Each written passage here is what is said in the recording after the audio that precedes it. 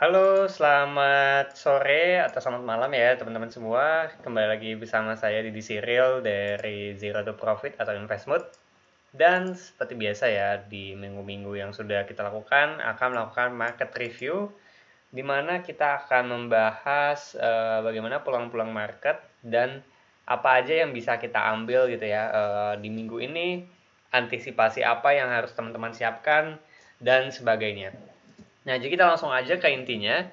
Seperti biasa kita akan bahas dulu mengenai apa yang terjadi di minggu lalu dan evaluasi serta pelajaran apa yang bisa kita ambil ya dari minggu lalu. So, minggu lalu kita berangkat di sini di sekitaran tanggal 26 Oktober ini, di mana waktu itu ada dua prediksi yang saya ambil ya.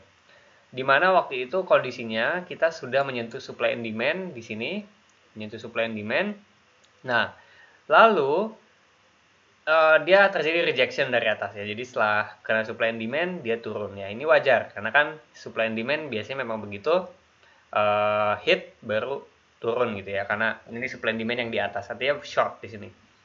Nah, kemudian di sini akan ada penurunan tentunya, tapi penurunan ini sejauh apa? Itu yang pengen kita bahas. Pada waktu itu ada penurunan dua yang kita coba bahas, yaitu kalau dia turun ke bawah lalu bikin higher low di sini. Jadi kan low sebelumnya ya. Ini low sebelumnya, maka kalau Bitcoin mau naik ke atas, ini harus bikin higher low ya teman-teman. Di ilmu market structure, salah satu syarat market naik adalah tentunya tren yang uptrend. Uptrend itu syaratnya adalah adanya higher low. Low terakhir adalah di sini. Maka higher low itu harus terbentuk gitu ya. Ya waktu itu saya berharapnya ya di atas sini. Jadi biar ini di atas di sini. Gitu. Nah, tapi ada kemungkinan dia tidak membentuk higher low, maka dia akan bouncing di support terakhir. Support terakhir adalah di garis kuning yang monthly ini. Nah, apabila ini break ke bawah, ya dia akan ke monthly, weekly support yang kuning sebelumnya lagi, yang di bawahnya lagi gitu ya maksudnya. Nah, pada waktu itu saya tidak prediksi dia akan jebol ini sampai bawah gitu ya. Tapi dengan adanya garis-garis support ini, sebetulnya kita sudah bisa sudah bisa antisipasi. Daerah support itu daerah yang biasanya memantul. Jadi kalau dia jebol, tinggal cari next-nya kemana, sini gitu ya. Jadi penggambaran weekly support kita itu udah bagus banget karena kita bisa dapat buy di sini, sell di sini, buy lagi di sini, dan kita bisa kalau ini tembus break ke atas kita bisa sell di resisten di sini. Gitu ya. Jadi penggambaran weekly support resisten kita udah bagus banget karena overall ya pemantulannya itu masih ya di antara dua garis support-support weekly ini. Gitu. Nah, kemudian update dari minggu lalu adalah setelah dia jebol ke sini, perhatikan ada candle yang ini disebutnya candle apa ya? Candle big move yang berbahaya. Lihat di sini ada pergerakan di mana dia melakukan jebol ke bawah tapi langsung naik lagi ke atas. Nah, ini gerakan yang sering banget terjadi di kripto ya. Ini dinamakan oleh nama gerakannya adalah rug pull ya. Rug pull itu artinya di sini ada banyak stop loss ya, banyak stop loss yang disengaja oleh seller untuk apa ya? Jadi ibaratnya di stop loss ini kan banyak buyer ya dan banyak seller gitu. Nah, karena banyak stop loss di sini, maka buyer-buyer yang sultan pasti pengen beli di harga yang rendah. Ya. Maka ketika harga sudah di atas ini akan dipaksa dijual secara masif oleh para penjual tadi. Para sultan tadi akan memaksa melakukan selling Bitcoin yang besar karena ini resisten ya, jadi make sense. Kemudian turun jebol ke bawah karena tadi mereka melakukan penjualan yang besar, turun besar ke bawah, orang-orang mulai panik di sini, langsung pada ikut jual di bawah. Nah, mereka langsung siapin buy yang besar banget. Jadi kayak berpuluh-puluh miliar sampai ratusan miliar mereka melakukan pembelian, makanya langsung bounce-nya cepet banget, lihat. Dalam 1 jam dia langsung bikin shadow langsung naik ke atas. Gitu. Langsung naik berapa persen nih? Tuh, naik 5% gitu ya. Untuk menggerakkan market Bitcoin yang bertriliun dolar gitu ya. Itu masif banget Jadi ini adalah rug pull. Ini ya kalau kita kena rug pull kita nggak bisa apa-apa. Nah pada waktu itu saya juga udah kena stop loss waktu kena rug pull ini.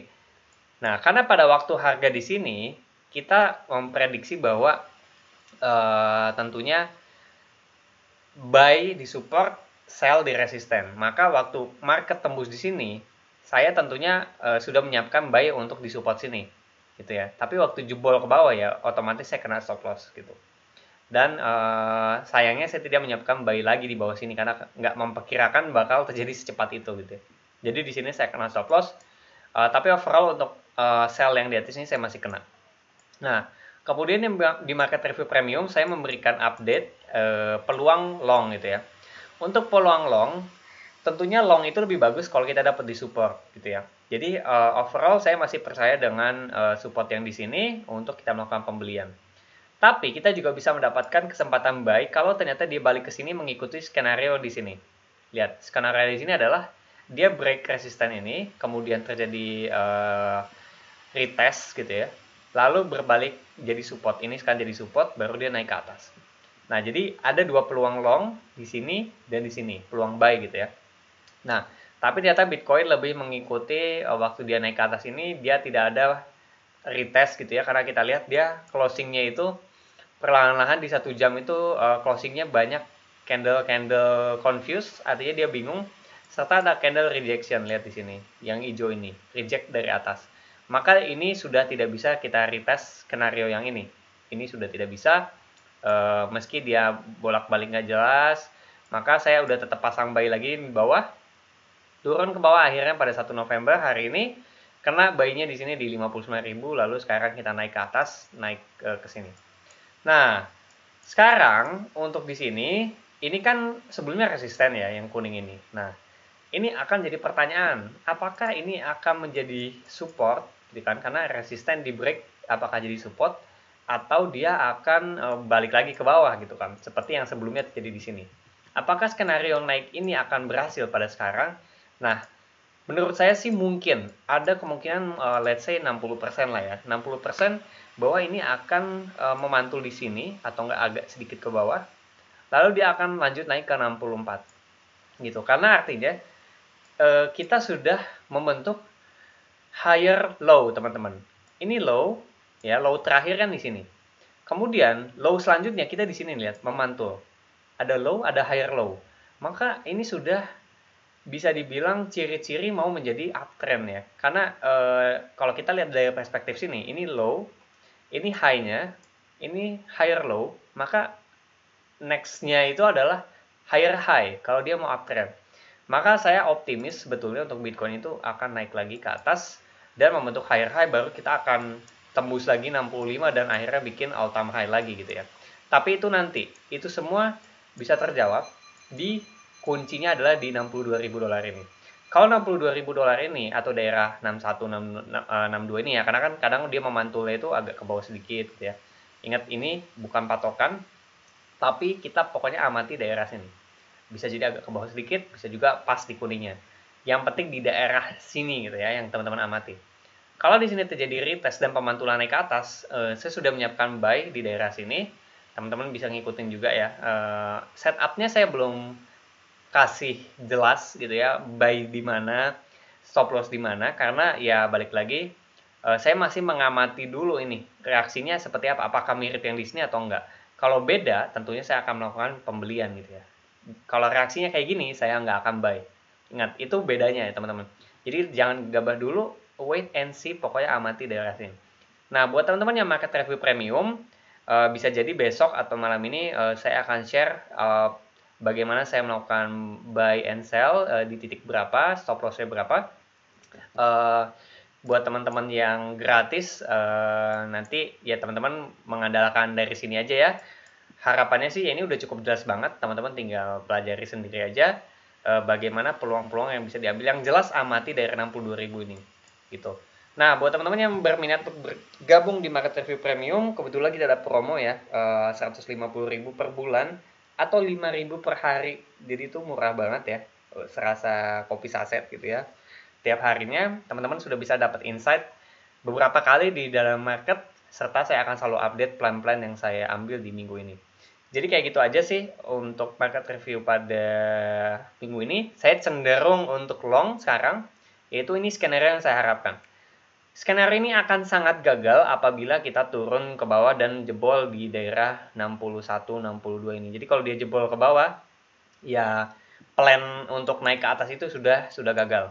Nah, itu skenario gagalnya ya. Tapi cuman ya saya masih berharap dia untuk naik seperti ini. Kalau turun nanti kita akan update lagi gimana kondisinya dan peluang apa yang bisa kita ambil kalau di kebalikannya yang terjadi gitu. Oke, paling itu aja sih yang bisa saya sharing. Thank you buat teman-teman yang sudah bergabung dan menonton market review pada minggu ini. Dan salam profit semuanya.